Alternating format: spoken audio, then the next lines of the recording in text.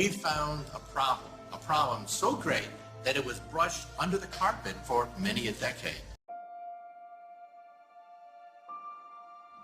There is a crisis in cosmology. I'm always interested in any development which brings my people closer together.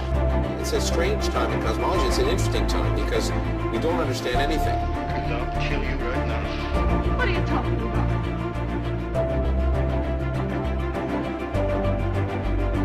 The good thing about science is that it's true whether or not you believe in it.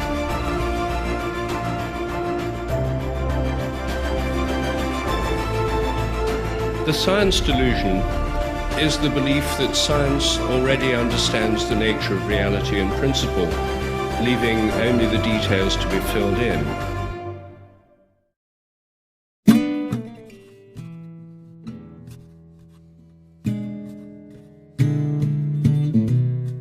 As much as you looked at the potential of a pandemic occurring, is there anything that's really surprised you about what's happened in the case of the coronavirus? You know, I thought we would respond a bit faster. You know, even for me who works in this area though, the idea of what we're doing, how we're having to change the economy here in order to drop the number of cases, it's really unprecedented. No shit, Sherlock! And you know, we're kind of in uncharted territory about how we minimize the pain. Even the issue of once you get the case numbers down, there's a lot of dialogue between our foundation experts and the government now, but what does opening up look like? You know, which activities have, like schools, have such benefit and can be done in a way that the risk of transmission is very low? Yeah. And which activities, like mass gatherings, may be, in a certain sense, more optional. And so until you're widely vaccinated, those may not come back at all.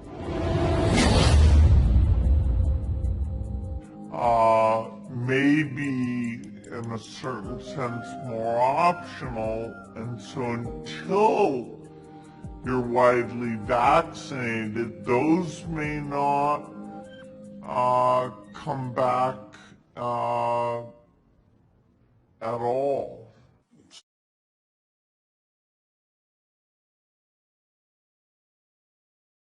It's a distraction not because it's not important, it's a distraction not because it's not a tragedy, but we really need to put this into context globally. In the US alone, you see 60,000 deaths from influenza just last year.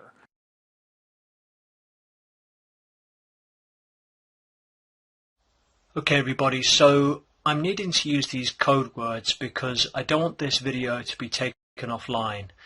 And I think it's really important that we get the information out there in an effective way without getting censored. So I'm going to be using CV, VC, and I. And I'm just going to bring the information up for you here. So first we're going to be looking at this newspaper, so the local multi-regional European English language digital newspaper with local editions in Austria, Denmark, France, Germany, Italy, Norway. So this is not fake news, okay, the local. If we go to the local's website here, we have Denmark rushes through emergency CV law. And let's just read some of this. Denmark's parliament on Thursday night unanimously passed an emergency CV law which gives health authorities powers to force testing, treatment and quarantine with the backing of the police. The far-reaching new law will remain in force until March 2021, so this is a whole year, when it will expire under a sunset clause. This is absolutely frightening. The Ministry of Health will now work with the Ministry of Justice on the details of how the police will work with health officials to enforce their demands. As well as enforcing quarantine measures, the law also allows the authorities to force people to be VC'd, even though there is currently no VC for the virus. It also empowers them to prohibit access to public institutions, supermarkets and shops, public and private nursing homes and hospitals, and also to impose restrictions on access to public transport. Initially, the government wanted the law to give the police the right to enter private homes without a court order if there is a suspicion of CV infection, but this has dropped after opposition from parties in the parliament. This is absolutely insane. And I had this article that was forwarded to me by a subscriber. Now, this article comes from Haaretz, which was founded back in 1918, a newspaper from the iCountry, and this makes it the longest running newspaper currently in print in that country. So we're just going to go to this, and here's the article. So I've just had this forwarded to me by a subscriber, and I'm just sharing this with you, and the links to both of these articles, all of the information I'm sharing with you here, will be in the description box and the comments box at the top of the page. So I just urge people, just, you know, do your own research here, and if you want to find out more about the effects of VCs, then this is a really good resource. Okay, and also this documentary is very, very important, so have a look at this for more information, and also this movie will give you plenty of information. So please share this information, okay? These videos, please get them out there. If we don't wake people up, we're going to see this not just happening in Denmark, but all over the world, okay? And it fits in with ID 2020, which I talked about in a previous video. So just, you know, think for yourselves, folks, and please share this information. It's extremely important.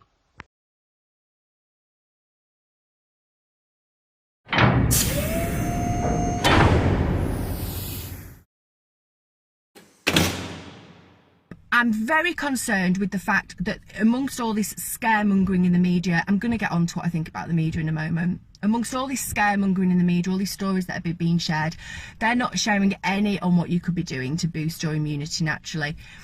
They've kept it very low-key that Korea and New York City have had massive success in treating this virus with intravenous vitamin C. You know, it would have been cheaper to airdrop everybody in the world a massive abundance of vitamin C than it would have been to crash the global economy. But hey, what do I know?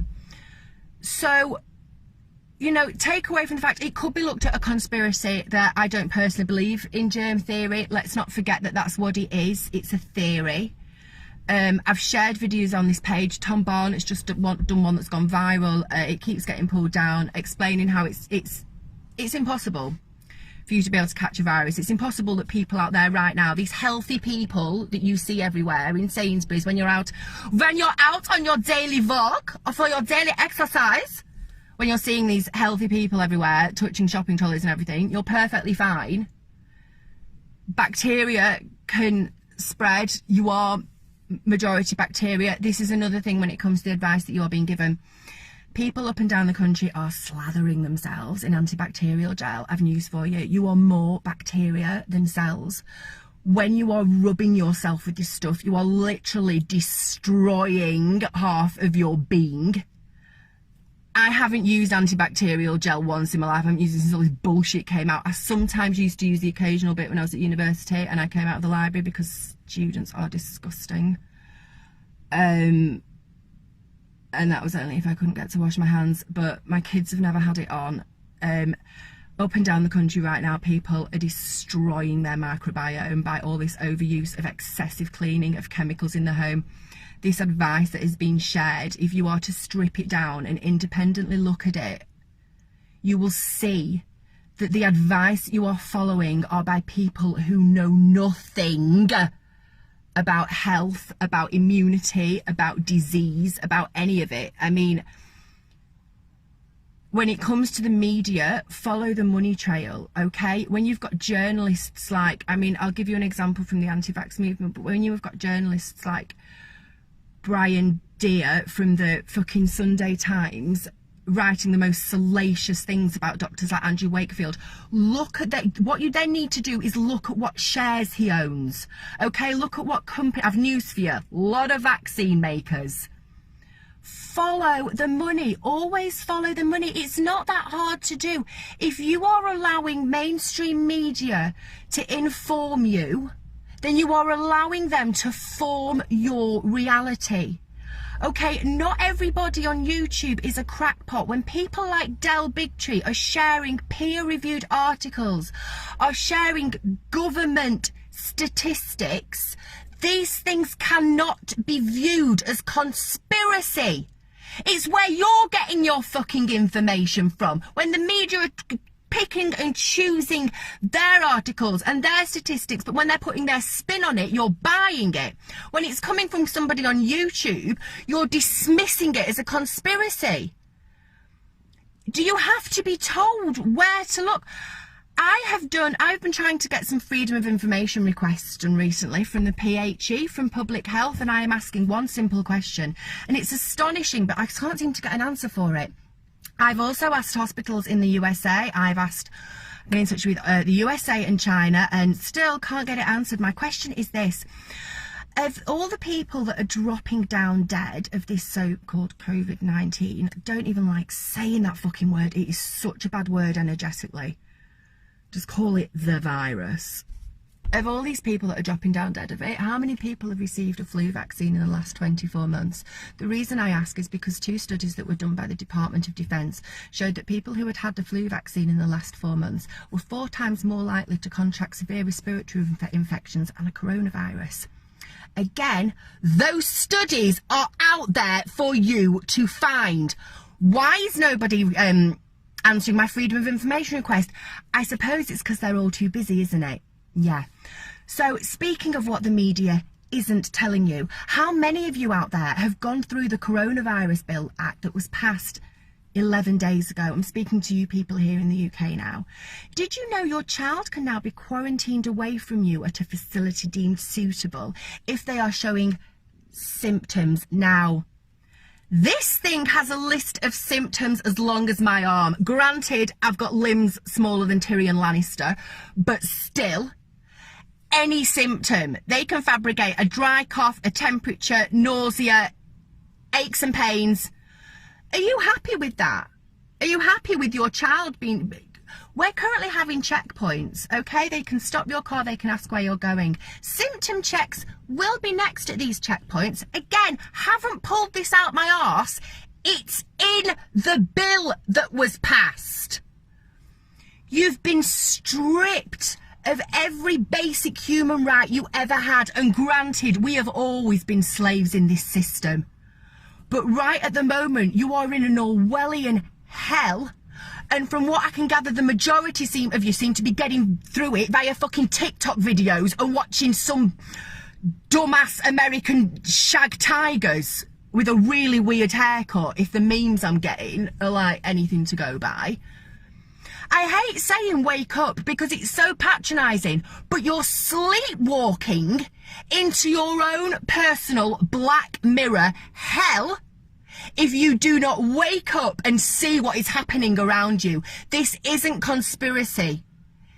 You have lost your human rights. Not only have you lost them, if you're self-isolating because you think you can spread something that you do not have, you're bending over and asking the government not just to take them, but to fuck you that little bit harder. And take it from a girl that spent more time on her 20s on hotel pillows than a chocolate mint. I know a good fucking when I see one. And this is what's happening right now. You're getting fucked. So it's time for us all to stand up, band together, start applying some common sense and get rid of the most pernicious virus that is currently in your home. Your fucking TV and your mainstream newspapers. I couldn't have put it better myself. All the liberals move to the beat of just one drum. Just watch them on the news when they're trying to take your guns. A plan was born.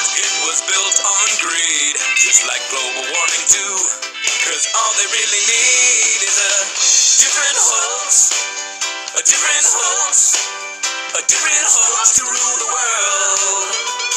Every liberal tells a fabricated story. They manufacture the headlines.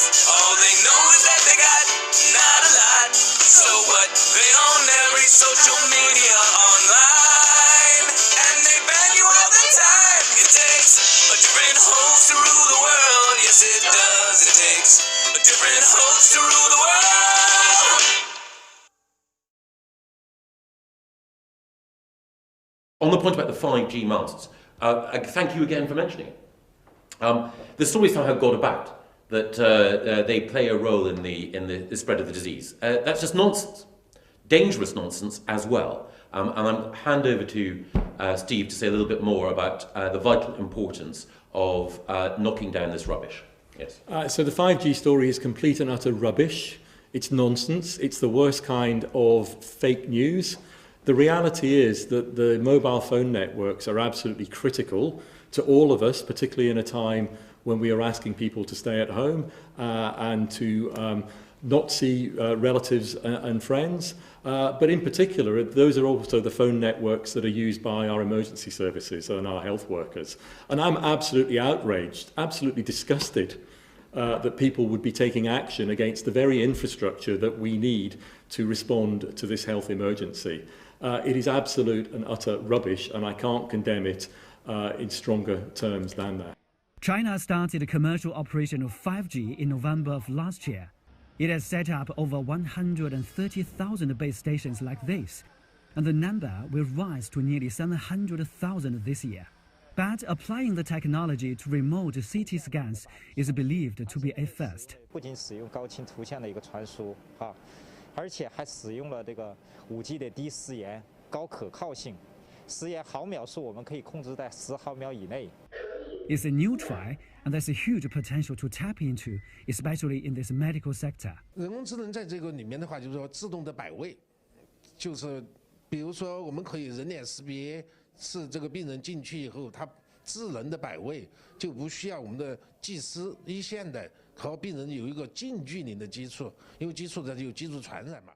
Along with other tests, this new application allows a rapid diagnosis of possible COVID-19 cases. It's now a rush against time to reach out for more. 穆庆生 CGTN 成都四川 Province.